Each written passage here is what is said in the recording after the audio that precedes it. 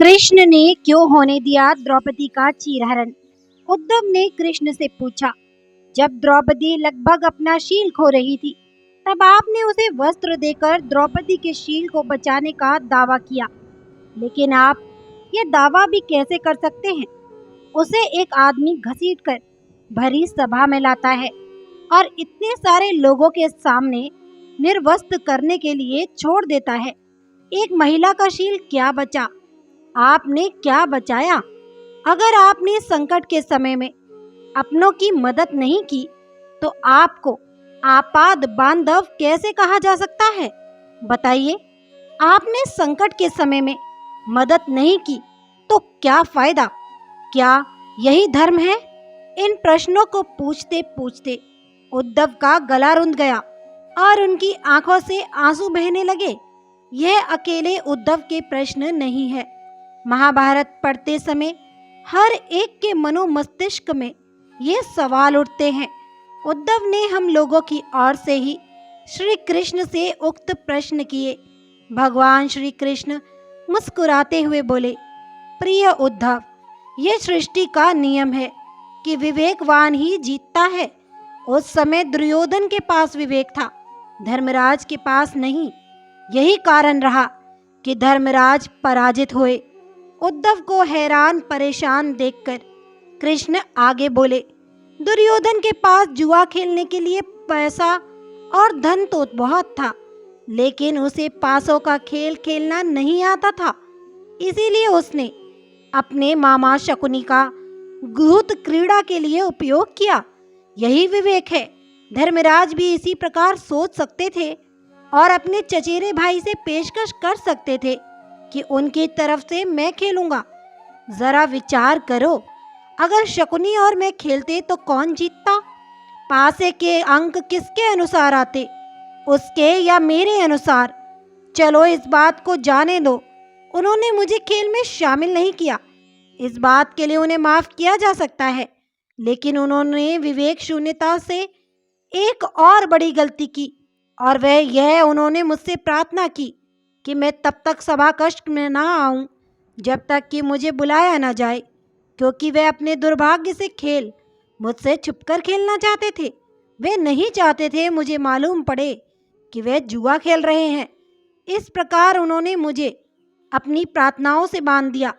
मुझे सभा कक्ष में आने की अनुमति नहीं थी।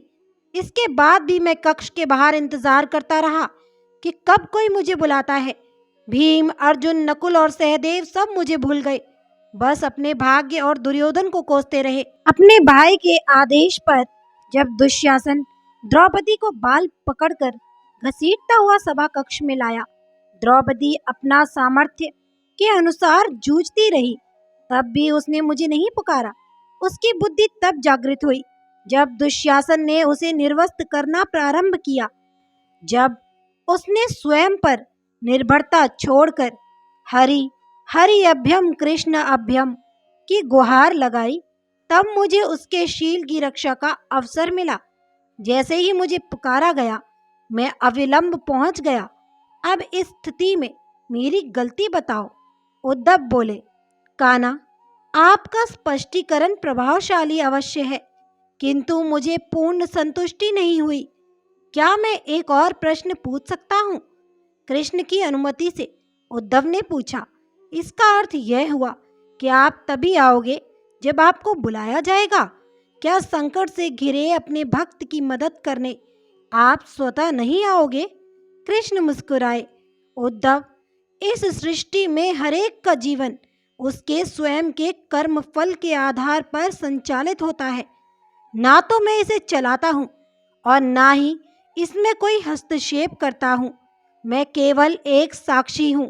मैं सदैव तुम्हारे नजदीक रहकर जो हो रहा है उसे देखता हूँ। यही ईश्वर का धर्म है।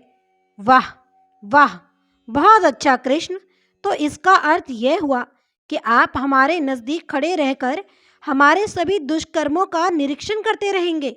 हम पाप पर पाप करते रहेंगे और आप हमें साक्षी बनकर देखते रहेंगे। आप क्या चाहते हैं? हम भूल करते रहें, पाप की गठरी बांधते रहें और उसका फल भुगतते रहें? उल्हाना देते हुए उद्धव ने पूछा। तब श्री कृष्ण बोले, उद्धव, तुम शब्दों के गहरे अर्थ को समझो।